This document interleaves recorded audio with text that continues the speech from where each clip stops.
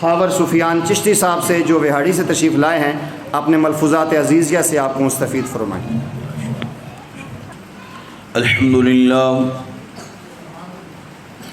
الحمد للہ رب العالمین، والصلاة والسلام على سید الرسل،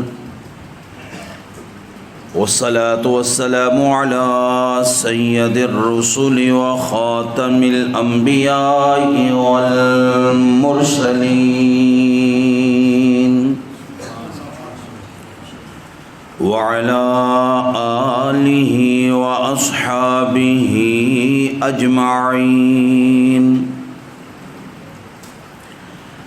اما بعد فاعوذ باللہ من الشیطان الرجیم، بسم اللہ الرحمن الرحیم۔ خیرکم من تعلم القرآن وعلمہ، صدق اللہ العظیم۔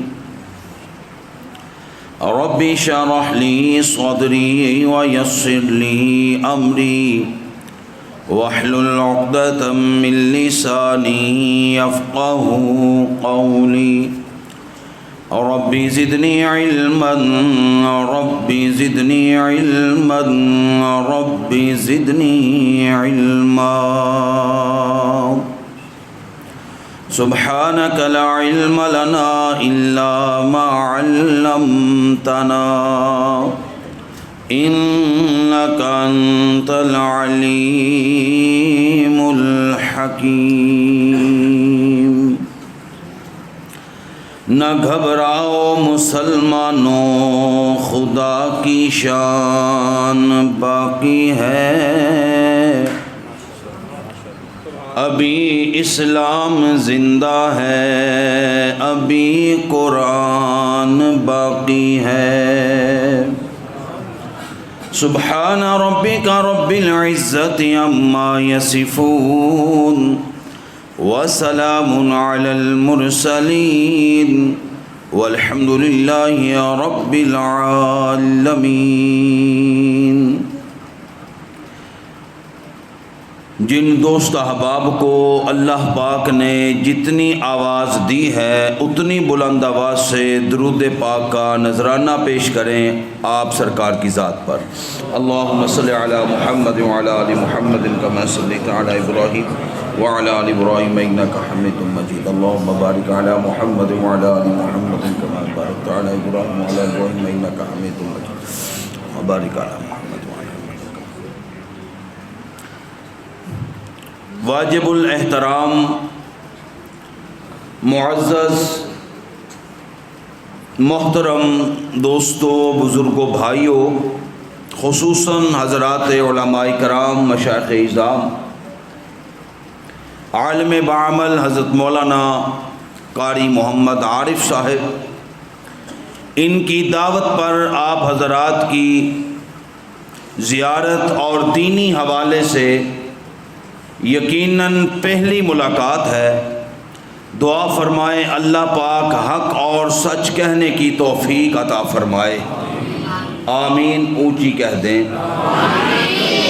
میں آپ حضرات کے مزاج سے واقف نہیں ہوں، آپ میرے مزاج سے واقف نہیں ہیں۔ بہرکیف جو تلاوت ہوتی ہے، تلاوت کرنے والے کو بھی پتہ ہوتا ہے کہ میں نے یہ آیت یا اتنا رکوع یا یہ سورت تلاوت کرنی ہے۔ نعت پڑھنے والے کو بھی نعت زبانی یاد ہوتی ہے، اس نے بھی پڑھ دینی ہوتی ہے۔ جو تقریر اور خطاب ہوتا ہے یہ لکھا ہوا نہیں ہوتا۔ یہ جو سامعین حضرات سامنے تشریف فرما ہوتے ہیں ان کے چہروں کو دیکھ کر ہی کچھ باتیں دین کی بیان کر دی جاتی ہیں۔ پہلے تو میں آپ حضرات کے چہروں کو دیکھ رہا ہوں اور پھر ان کے اوپر کچھ تھوڑی تھوڑی پریشانی بھی دیکھ رہا ہوں۔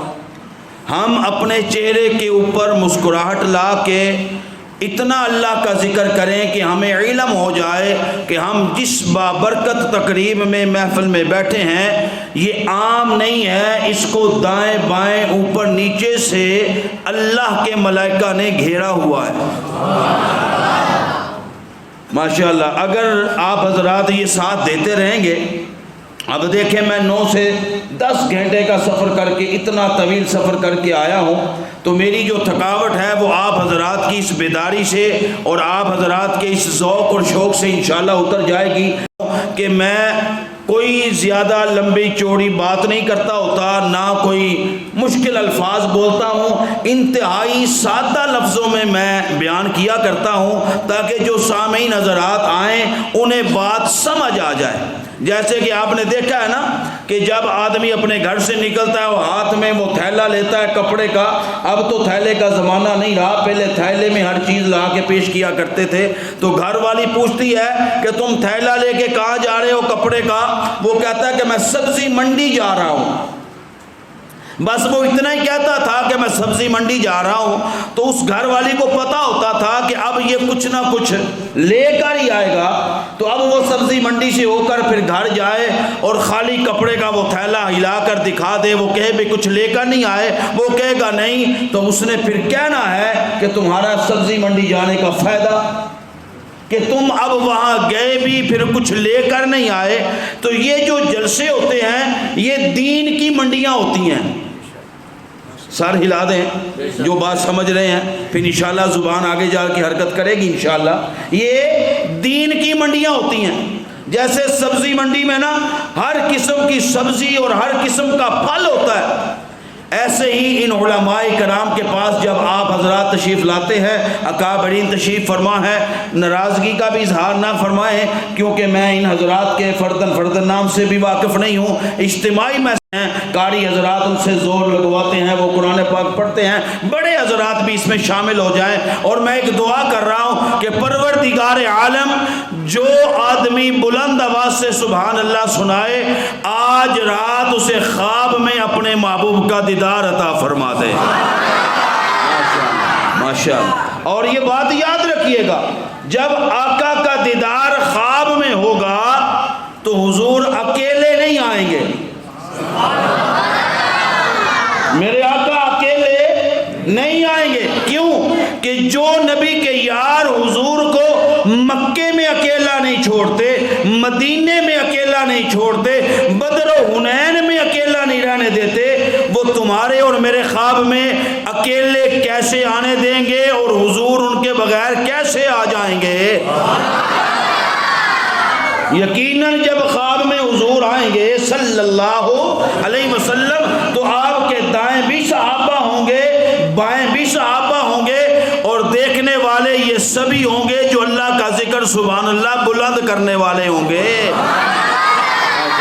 ماشاءاللہ۔ آپ ماشاءاللہ ذوق والے بھی ہو، میں تو ویسے ڈر رہا تھا، یہ تو ہمارے ادھر پنجاب کا ایک علاقہ ہے، آپ حضرات نے اس کا نام سنا ہوگا، رائے ونڈ، اس کے پاس ایک علاقہ ہے، گاؤں ہے روسا، گاؤں روسا بستی کا علاقے کا نام ہے، بہت انہوں نے لمبا جلسہ رکھوایا، بڑے بڑے علماء بلائے، سردیوں کی راتیں تھیں، تو مجھے انہوں نے وقت دیا 1:40 پر رات، میں نے ان سے کہا، میں نے کہا بھی میری طرف سے معذرت سمجھو، ابھی ایک خطیب اور بھی باقی تھے فیصل آباد کے، انہوں نے کہا نہیں جی آپ پورا 1 گھنٹہ تقریر کریں، میں نے کہا جی عوام کے اوپر ظلم ہی ہے نا، تو میں نے کہا بھی بس دعا کرا دو، انہوں نے کہا نہیں ہو ہی نہیں سکتا، میں نے 1 گھنٹہ تقریر کی، پھر اب میرے بعد جو عالم آئے انہوں نے یہی دعا دی جو میں نے آپ حضرات کو دی ہے کہ جو آدمی بلند آواز سے سبحان اللہ سنائے اللہ پاک اسے خواب میں آقا کا دیدار عطا فرما دے۔ ایک بزرگ بیٹھے تھے، وہ اٹھ کر کھڑے ہو گئے، کہنے لگے مولانا صاحب آپ سونے دیں گے تو خواب آئے گا نا؟ تو آپ انشاءاللہ کسی قسم کی گھبرانے کی پریشان ہونے کی ضرورت نہیں، ابھی عشاء پڑھی جائے گی، عشاء کے بعد انشاءاللہ ہم سو جائیں گے اور خواب میں آقا کا دیدار بھی ہو جائے گا۔ اب آپ حضرات بیدار ہو، اور میں ایک بات کرنے لگا ہوں، میں نے بڑی مشہور و معروف ایک حدیث آپ حضرات کے سامنے تلاوت کی ہے، آپ حضرات اس کے ترجمے سے واقف ہیں، اسی کے ضمن میں میں نے ایک بات نکالنی ہے۔ ہمارے یہاں معاشرے میں یہ نظام بن چکا ہے کہ ہم سب سے بہتر اسے تسلیم کرتے ہیں جس کی تنخواہ لاکھوں میں ہو. ہماری نظر میں وہ بہتر ہوتا ہے جو مربوں کا مالک ہو. ہماری نظر میں وہ بہتر ہوتا ہے جس کے پاس کوٹھی کار بنگلہ ہو. ہماری نظر میں وہ بہتر ہوتا ہے جو بہت امیر بینک بیلنس رکھنے والا ہو. اور ہم اگر دنیا میں کسی سے پوچھے بھی کہیں بھی کہ تمہاری نظر میں سب سے بہتر کون ہے, تو وہ کہے گا جس کے پاس پراپرٹی اتنی ہو, جس کے پاس دولت اتنی ہو, درہم و دینار اتنے ہو, مربوں کی زمین ہو, اتنی زمین کا مالک ہو. اور آپ نے دیکھا بھی ہوگا جب یہ رشتوں کا سلسلہ چلتا ہے نا, کہ کوئی آدمی کسی دوسرے اپنی بچی کے لیے رشتہ تلاش کرنے کے لیے جاتا ہے, تو اسے اگر بتا دیا جائے کہ یہ آدمی, یہ لڑکا کیا کرتا ہے, تو وہ کہتا ہے جی اپنا بہت اچھی تنخواہ ہے, لاکھوں روپیہ لے رہا ہے. کتنی تنخواہ ہے بھائی؟ جی 1,00,000 1.5 لاکھ تنخواہ لے رہا ہے. اور جب بیچارے حافظ قرآن کی باری آتی ہے, اس کے بارے میں رشتے کی معلومات کی جاتی ہے, تو پھر پوچھا جاتا ہے جی لڑکا کیا کر رہا ہے؟ پھر کہتے ہیں جی وہ حافظ قرآن ہے. تو وہ سامنے والے بالکل خاموش ہو جاتے ہیں, پھر یوں سر جھکا کر کہتے ہیں ٹھیک ہے, یہ کوئی ڈگری تو نہیں, یہ ڈگری تو نہیں. میرا ان لوگوں سے سوال ہے کہ تمہارے ہاں ڈگری کسے کہا جاتا ہے؟ جو تمہیں دنیا میں چھوڑ جائے یا تمہارے ساتھ قبر میں جائے؟ تم کسے ڈگری کہتے ہو؟ تم آج جس تنخواہ پہ فخر کر رہے ہو, پتہ ہے ان محکمے والوں نے تمہاری عمر 60 سال تک لمٹ رکھ دی ہے. 60 سال مکمل ہوں گے وہ تمہیں اپنے محکمے سے اٹھا کر باہر پھینک دیں گے. جاؤ تمہاری تنخواہ سے, اب ہمارا محکمہ تمہاری تنخواہ سے بڑی ذمہ ہے, فارغ ہو چکے ہو. اور مجھے کوئی ایک حافظ قرآن ایسا دکھا دو کہ جسے رب کائنات نے یوں کہا ہو, اللہ نے کہا نہیں 70 سال کے ہو تب بھی میرے قریب ہو, 80 کے ہو گئے ہو تب بھی میرے قریب ہو, 100 سال کی عمر بھی, جتنی عمر تمہاری بڑھتی جائے گی میں اللہ کی اتنا ہی قریب ہوتے جاؤ گے. یہ شان ہے قرآن والوں کی. کیوں بھئی بات سمجھ آ رہی ہے نا؟ یہ شان ہے قرآن والوں کی. میں نے ایک ساتھی سے کہا, میں نے کہا کہ جب علماء کی باری آتی ہے تو وہ کہتے ہیں جی یہ کوئی ڈگری تو نہیں. ہمارے اکاڑا کی بات ہے, ایک آدمی آیا, میں یہ باتیں آپ کو اس لیے سمجھا رہا ہوں کہ آپ کچھ لے کر جائیں, اور انشاءاللہ لے کر جائیں گے. وہ مجھے آگے کہنے لگا جی میری بیٹی کے لیے رشتہ تلاش کرے, آپ علماء ہیں اور چلتے پھرتے رہتے ہیں اور دوست احباب آپ سے کہتے ہیں. میں نے اسے ویسے ہی چیک کرنے کے لیے میں نے کہا میں دیکھوں تو صحیح کہ یہ کس لیول کا یہ رشتہ تلاش کرنا چاہتا ہے. میں نے اس سے پوچھا, میں نے کہا آپ کو کیسا رشتہ چاہیے, کتنی تنخواہ ہو اس کی؟ کہنے لگا جی دیکھیں جی مہنگائی کا دور ہے, کوئی 70-80 کے قریب تو ہو نا. میں نے اسے کہا, میں نے کہا اگر میں حافظ قرآن یا کوئی عالم یا کوئی قاری کا رشتہ آپ کو دے دوں تو کیا وہ آپ قبول فرما لیں گے؟ وہ کہنے لگا جی نہیں دیکھیں مہنگائی کا دور ہے, اب اتنے کم پیسوں میں تو گزارا نہیں ہوگا, 70-80 تو ہو اس کی تنخواہ. میں نے اسے کہا, میں نے کہا بھائی میری بات سنو, میں تمہیں 70-80 چھوڑ کر 1 لاکھ تنخواہ والا رشتہ لے دیتا ہوں, وہ تمہاری بیٹی کے نکاح میں آ جائے, ٹھیک 2 ہفتوں کے بعد یا 1 مہینے کے بعد اسے اس 1 لاکھ والی نوکری سے جواب مل جائے. کہنے لگا جی پھر اللہ مالک ہے. تو میں نے کہا پہلے والے کہ تم مالک ہو؟ ارے اس کا بھی تو اللہ مالک ہے نا, اس کو بھی رزق اللہ نے دینا ہے, اس کو بھی رزق اللہ نے دینا ہے. لاکھوں نہیں کروڑوں ایسے آپ کو مل جائیں گے جن کے پاس ڈگریاں موجود ہیں, جن کے پاس ڈپلومے موجود ہیں, جن کے پاس لاکھوں تنخواہیں موجود ہیں, لیکن خودکشیاں کرتے ہوئے نظر آ رہے ہیں. ایک مولوی بھی آپ کو حافظ قرآن ایسا نہیں ملے گا جس نے خودکشی کی ہو. کیوں بھائی؟ بھوک سے کوئی عالم, کوئی مولوی, کوئی حافظ قرآن مرا نہیں. زیادہ کھا کے مر جائے تو کچھ کہا نہیں جا سکتا, یہ الگ بات ہے. کیوں حضرت؟ زیادہ کھا لیا اس نے تو فوت ہو گیا. یہ تو ماننے والی بات ہے نا. بھوک سے کوئی مر جائے نہیں ہو سکتا. اللہ نے کہا کہ میرا نام سیکھ لو، میری اذان سیکھ لو، میرے قرآن کو سیکھ لو. گھر والے روٹی بعد میں کھائیں گے، عالم کو مصلی پہ روٹی پہلے پیش کی جائے گی. کیوں بھی ایسا ہے یا نہیں؟ اب آپ حضرات ذرا سبحان اللہ سنا دے تو میں آگے والی بات بھی کر دوں. ساری کائنات کہتی ہے کہ سب سے بہتر وہ آدمی ہے جس کے پاس لاکھوں تنخواہ ہو. کوئی کہتا ہے جس کے پاس مربے زیادہ ہوں، کوئی کہتا ہے کس کے پاس کوٹھی بنگلہ کار ہو وہ بہتر ہے. میں آپ حضرات کی طرف سے امام الانبیاء صلی اللہ بلند آواز سے کہہ لے صلی اللہ علیہ وآلہ وسلم آپ سے پوچھتا ہوں، اے آقا یا رسول اللہ صلی اللہ علیہ وسلم آپ بتا دیجئے کائنات میں سب سے بہتر کون ہے؟ تو آقا علیہ الصلوۃ والسلام فرماتے ہیں خیرکم من تعلم القرآن وعلم. دنیا میں سب سے بہتر وہ ہے کہ جو قرآن سیکھنے والا ہو، قرآن سکھانے والا ہو، قرآن پڑھنے والا ہو، قرآن پڑھانے والا ہو، قرآن کی تعلیم دینے والا ہو، قرآن کی تعلیم لینے والا ہو. میں اپنے انداز میں سمجھانا چاہتا ہوں، اگر آپ میری بات کو فالو کریں. میں کہتا ہوں اے اللہ، اے میرے محبوبہ کا یہ کیسے بہتر ہو گیا؟ یہ دیکھیں نا لاکھوں تنخواہیں لے رہا ہے، اس کے پاس 2 لاکھ تنخواہ، اس کے پاس 1.5 لاکھ تنخواہ، یہ لاکھ تنخواہ لے رہا ہے. اور دوسری طرف قرآن پڑھنے والا کتنی بھی لمبی چھلانگ لگا لے، آخر میں جا کر 15,000 20,000 ختم. اس سے آگے کسی عالم قاری کی تنخواہ نہیں ہوتی. اگر ہم کہہ دیں کہ قاری صاحب کا وظیفہ بڑھا دو تو پھر لوگ کہتے ہیں کیوں بڑھا دے، انہیں تو ضرورت ہی نہیں. ارے بھائی انہیں کیوں ضرورت نہیں؟ علماء قراء حضرات پلاسٹک کے تو نہیں نہ ہوتے، انہوں نے بھی تو کھانا ہوتا ہے نا. لیکن تنخواہ کا مقابلہ نہیں کیا جا سکتا.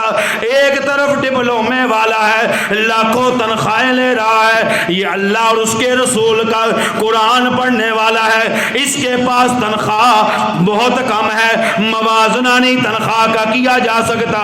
اے میرے رب کریم، دوسری طرف تو لاکھوں تنخواہیں لینے والے ہیں اور یہ تو بہت کم تنخواہ لے رہا ہے. اور آپ کے نبی نے کہہ دیا ہے سب سے بہتر وہ ہے جو قرآن پڑھنے والا ہو. تو یہاں پہ دنیا کی نظر میں وہ بہتر ہے جس کے پاس تنخواہ زیادہ ہے. تو آواز آتی ہے عرش سے، آپ کو گھبرانے کی ضرورت نہیں. لاکھ تنخواہ لینے والا بھی میرے گھر میں آ جائے اور قرآن پڑھنے والا بھی میرے گھر میں آ جائے، جب باری مصلی پہ کھڑے ہونے کی آئے گی لاکھوں تنخواہ لینے والا صف میں بیٹھا ہوگا. کیوں بھئی مانتے ہو نا اس بات کو؟ نماز کا وقت ہو گیا، میں بازو پکڑوں، آؤ نا بھی کتنی تنخواہ ہے محترم؟ وہ کہیں گے جی میں 1 لاکھ لیتا ہوں. اچھا 1 لاکھ تنخواہ لیتے ہیں، آؤ نا پھر ذرا مصلی پہ نماز تو پڑھا دو. وہ کہے گا نہیں نہیں نہیں نہیں، میں لاکھوں تو لے سکتا ہوں پر میں مصلی کے قابل نہیں ہوں، مصلی کا حقدار میں نہیں ہوں، مصلی پہ میں نہیں آ سکتا. اچھا تم کتنی تنخواہ لے رہے ہو؟ وہ کہے گا جی میں 2 لاکھ لے رہا ہوں. آؤ نا پھر مصلی پہ، وہ بھی پیچھے کھڑا ہوا نظر آئے گا. اب دیکھیں نا موازنہ کر لیں، مصلی پہ قرآن والا ہوگا، ڈپلومے والا پیچھے کھڑا ہے، سندوں والا پیچھے کھڑا ہے، لاکھوں تنخواہ لینے والا پیچھے کھڑا ہے، کروڑوں پراپرٹیوں کا مالک پیچھے کھڑا ہے. آگے کون ہے جس کی تنخواہ بہت کم ہے پر اس کی نسبت قرآن کے ساتھ ہے؟ اگر آپ ایڈوانس سبحان اللہ پھر کہہ دے تو ایک اور جملہ کہہ دوں، آپ پنجابی بھی سمجھ لیتے ہیں نا؟ چلیں پھر میں پنجابی میں بھی آپ کو ایک شعر سنا دوں گا انشاءاللہ. حاضر بیٹھے ہو, جو قرآن والا ہو وہ مصلی پہ نظر آئے گا. اب قرآن والے کو مصلی پہ اللہ نے کھڑے کر کے یہ اعلان کر دیا کہ وزیر بھی پیچھے ہوگا, مشیر بھی پیچھے ہوگا, صدر بھی پیچھے ہوگا, ساری کائنات کے عہدے داران سبھی پیچھے ہوں گے, لیکن مصلی پہ وہی آگے آئے گا جس کے سینے میں قرآن ہوگا. رب نے مصلی پہ کھڑا کر کے یہ بتلا دیا پورے علاقے کے اندر اس قرآن والے کے برابر بھی کوئی نہیں ہے, اس سے آگے بھی. اگر کوئی آدمی کہے کہ یہاں پہ امام صاحب کھڑے ہوتے ہیں, قرآن پڑھنے والا کھڑا ہوتا ہے, میں نماز اس کے ساتھ کھڑے ہو کے پڑھوں گا, اس کی نماز, یا اس سے آگے کھڑا ہو کے پڑھوں گا, اس کی نماز نہیں ہوگی. رب نے بتلا دیا کہ جو قرآن والا ہے اس سے آگے بھی کوئی نہیں اور اس کے برابر بھی. توجہ ہے؟ آپ ذرا مسکرا کے سبحان اللہ کے تو ایک آگے والا جملہ کہہ دو, ماشاءاللہ. ادھر والے بھی کہہ دو. یہ بات یاد رکھیے, جو قرآن پڑھنے والا ہے اس کے برابر بھی کوئی نہیں اور اس سے آگے بھی. یا اللہ, جو 1400 سال کے بعد آج اپنے سینے میں قرآن محفوظ کرے, اس کے تو برابر بھی کوئی نہیں اور اس سے آگے بھی کوئی نہیں, اور جو 1400 سال پہلے اپنے کندھوں پہ صاحب قرآن بٹھا لے, فرمایا اس کی بات کرتے ہو تو وہ وقت بھی آ جائے گا جب میرے محبوب اعلان فرما کے کہیں گے مروا ابا بکر فلیصلی بالناس. عائشہ ابو بکر سے کہو مصلی پہ آئے, نماز کرائے. آقا صدیق اکبر رقیق القلب ہیں, برداشت نہیں کر سکتے. فرمایا آج صدیق ہی مصلی پہ آئے گا.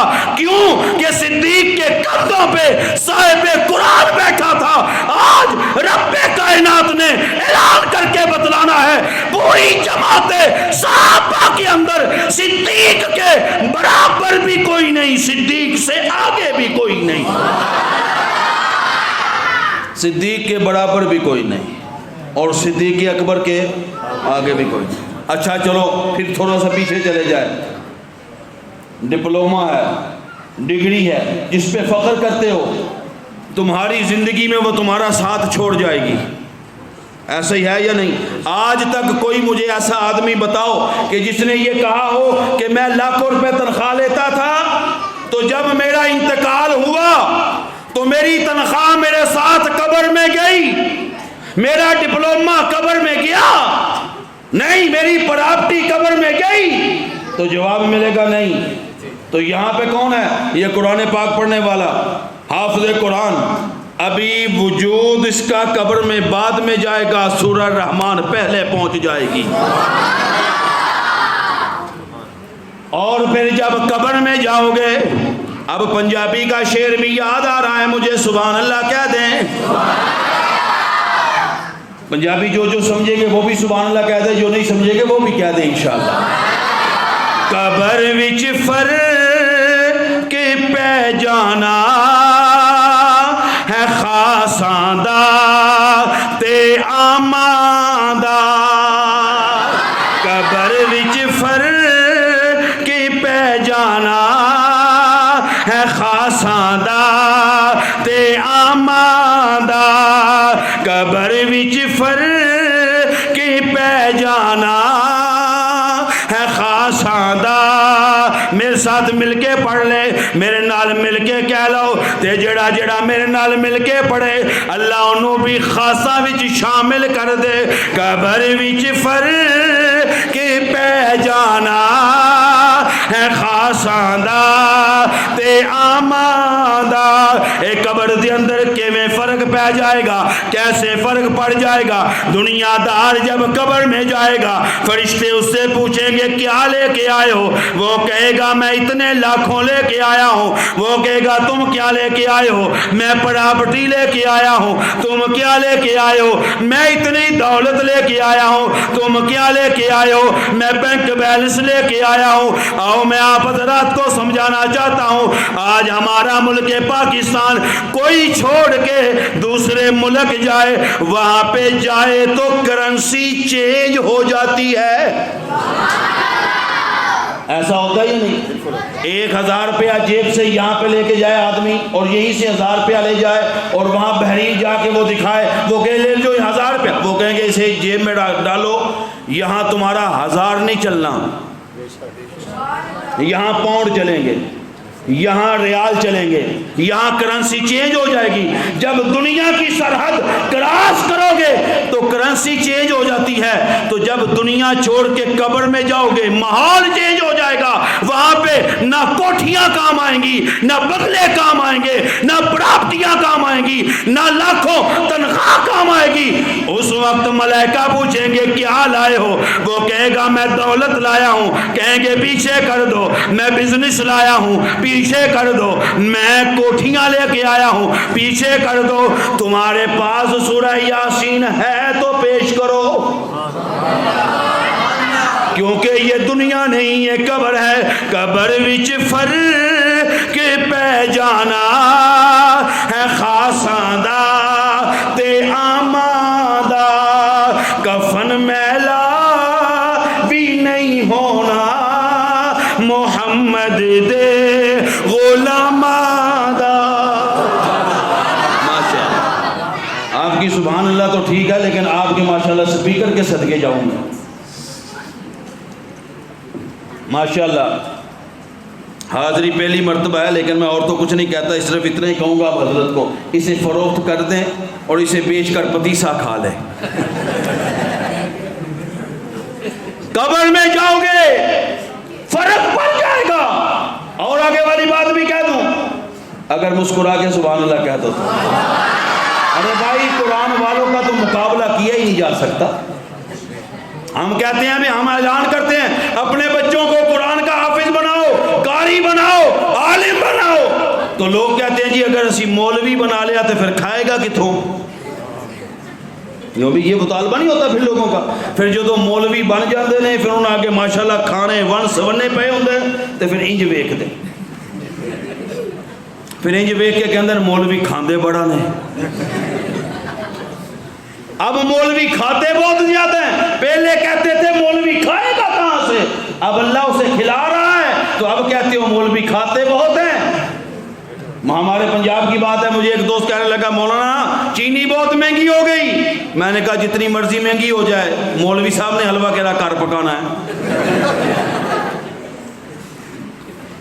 آپ نے دیکھا ہے پلازا، آپ کے یہاں بھی پلازے موجود ہیں، جب آپ اپنی گاڑی میں بیٹھ کے اس پلازے کے پاس جائیں گے آپ وہاں پہ کیا کرتے ہیں؟ انہیں پیمنٹ دیتے ہیں، وہ آپ کو پرچی دیتے ہیں۔ آپ کی گاڑی گزر گئی، متصل دوسری گاڑی آ گئی، اس نے نہ پلازے پہ بریک لگائی۔ توجہ توجہ، یہ بات سبھی یاد کر کے جائیں اور ایک ایک ساتھی کو ضرور بتا دینا، پلازے پہ دوسری گاڑی نے بریک نہیں لگائی، اس نے پرچی بھی نہیں لی، پیمنٹ پیسے بھی نہیں دیے۔ میں اترا پلازے والے کے پاس، حضرت آیا، میں نے کہا میرے ساتھ تمہیں کیا تکلیف ہے؟ میری گاڑی والے سے کیوں تم نے پیسے لیے، اس سے پیسے کیوں نہیں لیے؟ تو وہ مجھے پلازے والا کہتا ہے مولانا آپ کی گاڑی عام ہے، وہ گورنمنٹ کی خاص ہے۔ جو بھی کسی سرکاری انہیں پلازے کے پیسے معاف، انہیں پرچیاں معاف، کیوں؟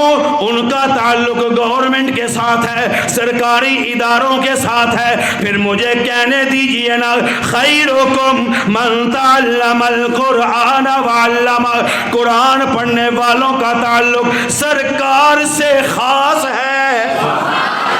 آج تیرے پلازے پہ اگر سرکاری گاڑی نہیں رکتی تو کل قبر میں سرکار والے کو بھی روکا نہیں جائے گا، محشر میں سرکار والے کو بھی روکا نہیں جائے گا، پل صراط پہ سرکار والے کو بھی روکا نہیں جائے گا، بلکہ ماحول چینج ہو جائے گا۔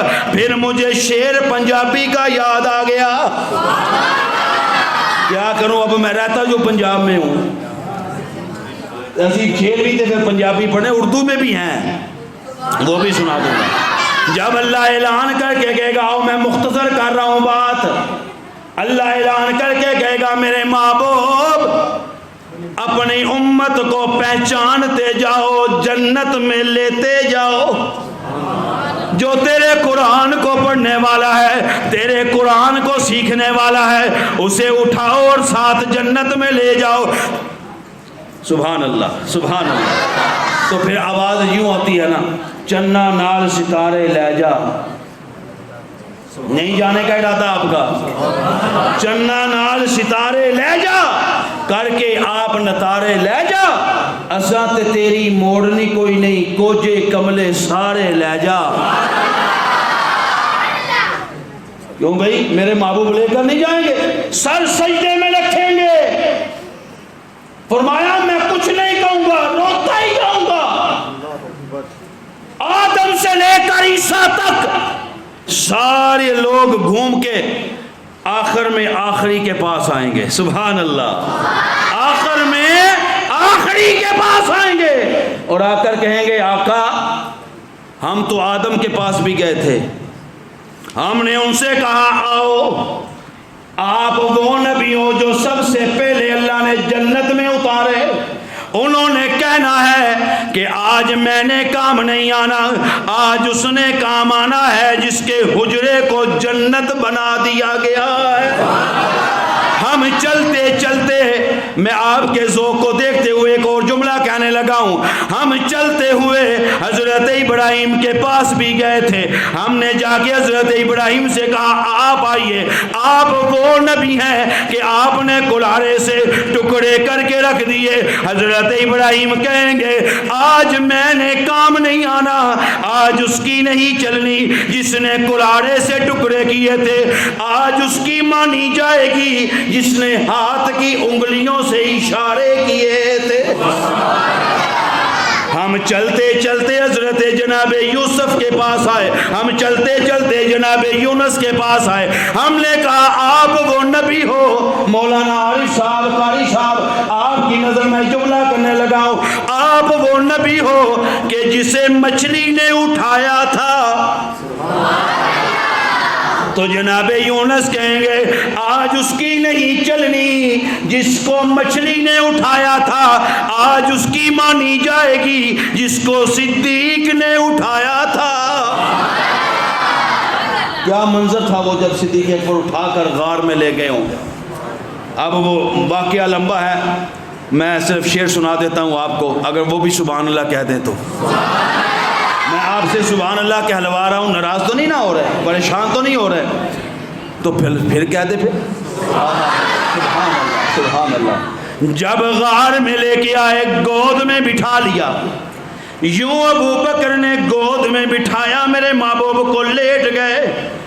کچھ باتیں ذوقی بھی تو ہوتی ہیں، مجھے یوں کہنے دینا راول پنڈی والوں، ابو بکر نے اپنی ہاتھ کی انگلیوں کو کھولا ہوگا اور میرے نبی کی زلفوں میں یوں پھیرتا ہوگا اور ساتھ کہتے ہوں گے کہا ابو بکر نے یہ ہجرت کی شب میں میری گود میں خیر الورا آ گئے ہیں، سجائی تھی جنہیں کے لیے رب نے دنیا، زمانے کے وہ پیش وا آ گئے ہیں، وہ میدان محشر میں زلفیں ہلا کر خدا کو منائیں گے سجدے میں جا کر، وہ میدان محشر میں زلفیں ہلا کر کیوں نہ منایا کا ساڑی قسمت لکی ہو گئی۔ یا اللہ جڑا بولے ہوتی قسمت اٹھا تو پہلے لکی کر دیں، ساڑی قسمت لکی ہو گئی، مدنی نالے مکی ہو گئی، سانو ملیا حسنین دا نانا، ساڑی جنت پکی ہو گئی۔ وہ میدان محشر میں زلفیں ہلا کر خدا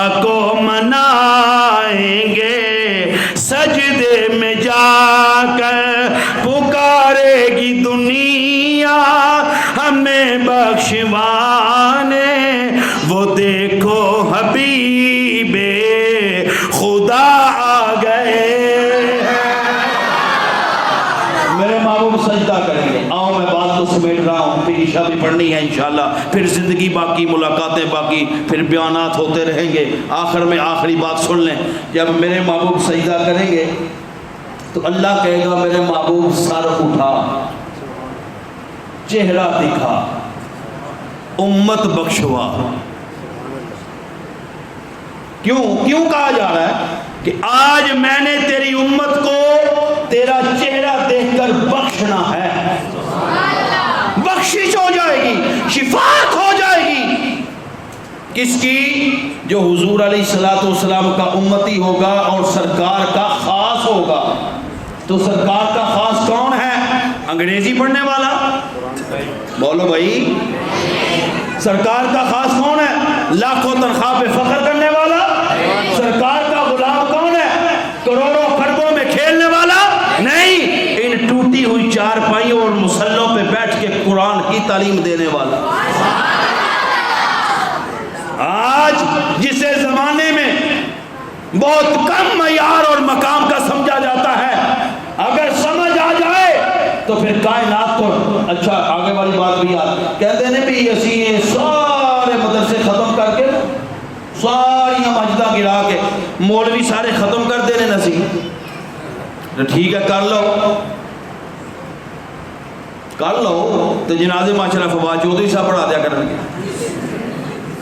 کر دیو ختم، مدارس ختم کر دو، مساجد ختم کر دو، لیکن یہ علماء تشریف فرما ہے، ان حضرات اکابرین سے پوچھئے، ہم نے قرآن پاک کی تعلیم چار دیواری کے محتاج نہیں ہیں، ہمیں انار کا درخت بھی مل جائے تو ہم وہاں بھی تعلیم دے دیتے ہیں۔ ہم اس چار دیواری کے محتاج نہیں ہیں، مدرسے لے لو ہم سے، مساجد لے لو ہم سے، لیکن ہم تمہارے بچوں کو قرآن پڑھا رہے ہیں اور انشاءاللہ پڑھاتے رہیں گے۔ کہو انشاءاللہ، اور آپ بھی ارادہ کرو کہ ہم انشاءاللہ بچوں کو بھیجتے رہیں گے، قرآن پڑھنے کے لیے بچے آتے رہیں گے، اور اسی انداز سے پڑھیں گے جس انداز سے قاری عارف صاحب پڑھا رہے ہیں، اور یہی انداز رہے گا۔ ایک اندر انداز ختم کرو، پرانا انداز ہو گیا۔ ہمارے زمانے میں حضرت کی بھی پاس بھی کلاس ہے، جب کسی بچے کو پیشاب آتا تھا نا تو وہ انگلی کھڑی کرتا تھا، استاد سمجھ جاتے تھے کہ اسے تقاضا ہے، یا دوسرا بچہ آیا اس نے آ کے کہہ دیا استاد جی پیشاب آیا، تو انہوں نے ایک نئے ماڈل کا عالم تیار کیا، روشن خیال، نئی تہذیب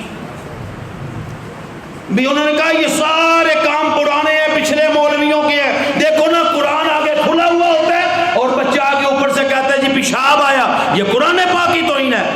خبردار، ہم روشن خیال ذہن والے ہیں، پرانے اکابرین علماء کے نقشے قدم پہ چلنے والے نہیں ہیں، ہم نے اب ماحول بدلنا ہے۔ خبردار کوئی بچہ سامنے آ کے یہ مت کہے کہ مجھے پیشاب آیا۔ بچے سبھی حیران ہو گئے اور وہ نئے ٹیچر سے پوچھنے لگے پھر استاد جی پیشاب تو آئے گا ہی، ہم کہیں کیا؟ کہنے لگا جب کسی کو پیشاب آئے تو وہ میرے سامنے آ کے کھڑا ہو جائے اور کہے استاد جی آپ آئے ہیں۔ یہ نئی تہذیب ہے نا، یہ روشن خیال ہے نا، یہ جدید زمانہ ہے نا، پرانا کلچر ہمیں نہیں چاہیے، نیا لائیں گے۔ آپ آئے ہیں، میں سمجھ جاؤں گا تمہیں پیشاب آیا ہے، میں چھٹی دے دوں گا۔ ایک طالب علم آیا، آگے کہنے لگا استاد جی آپ آئے ہیں، کہتا جاؤ جلدی آؤ۔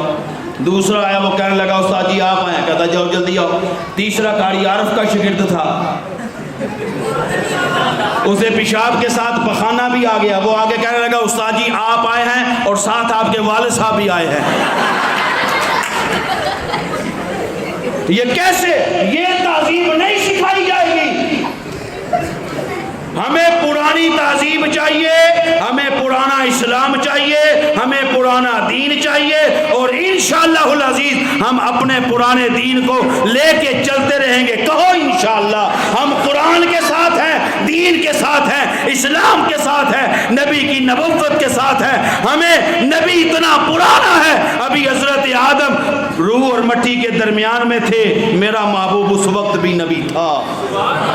ہمارے پاس سب کچھ پرانا ہے اور ہم انشاءاللہ وہ پرانا رکھیں گے، اسی طریقے پہ قرآن پڑھیں گے اور اپنے بچوں کو قرآن پڑھائیں گے. جن حضرات کی شادیاں ہو گئی ہیں، آخر میں ان سے ایک وعدہ لے لیتا ہوں، دعا ہے اللہ پاک انہیں اولاد عطا فرمائے. اور جن کے پاس اولاد نہیں ہے وہ وظیفہ سن لیں کہ وہ یہ 2 رکعت نماز صلاۃ الحاجت پڑھ کے دعا کریں کہ اے اللہ آپ مجھے بیٹا دے یا بیٹی دے، میں اسے تیرے قرآن کا حافظ اور قاری بناؤں گا، انشاءاللہ اللہ اسے اولاد عطا فرمائے گا.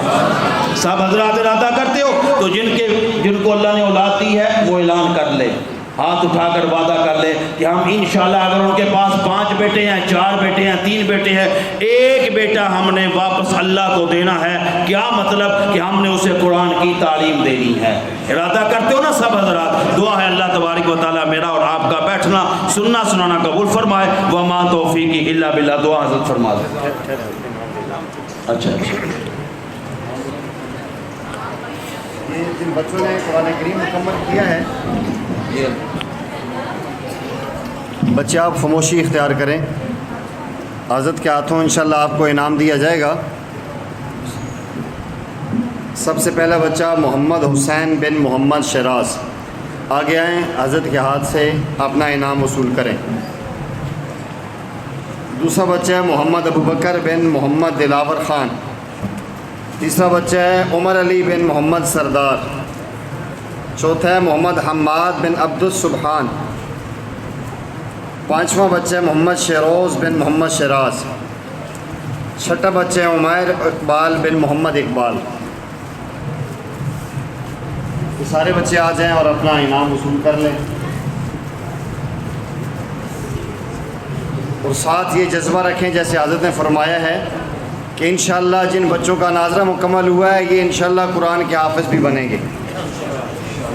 جس طرح ہر چیز کی نصاب ہوتی ہے نا زکوٰۃ کا، 7.5 تولے سونے پہ زکوٰۃ ہے، 52 تولہ چاندی پہ، ایسے اولاد کی بھی زکوٰۃ ایک بچہ اور بچی اللہ کی راہ میں نکالیں.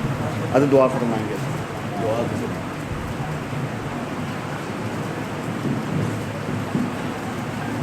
الحمد لله رب العالمين والصلاة والسلام على سيد الأنبياء والمرسلين. ربنا آتنا في الدنيا حسنة وفي الآخرة حسنة وقنا عذاب النار. یا اللہ ہم سب کے صغیرہ کبیرہ گناہوں کو معاف فرما، ہم سب کی لغزشوں کو معاف فرما، پریشانیوں کو دور فرما. اے الہ العالمین جن طلباء نے قرآن پاک ناظرہ پڑھا ہے میرے مولا، اے اللہ ان کو اپنی بارگاہ میں قبول فرما. اے اللہ انہیں حافظ قرآن بنا. حضرت قاری صاحب کی محنت کو اے الہ العالمین اپنی بارگاہ میں قبول فرما.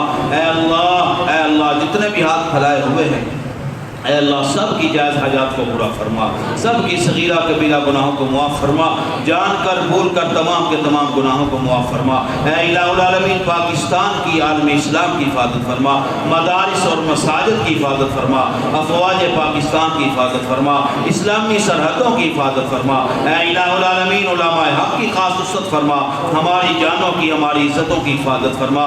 جن گھروں میں جوان بچیاں موجود ہیں عزت کے ساتھ رخصت کرنے کی توفیق عطا فرما. اے الہ العالمین پوری دنیا میں جہاں مدارس مساجد آباد ہیں میرے مولا، آباد کرنے والے کے گھروں کو دلوں کو آباد فرما. جو تعاون کرتے ہیں میرے مولا ان کے تعاون کو قبول فرما. اے الہ العالمین جو مانگا ہے وہ بھی عطا فرما، جو نہیں مانگ سکے میرے مولا وہ بھی عطا فرما.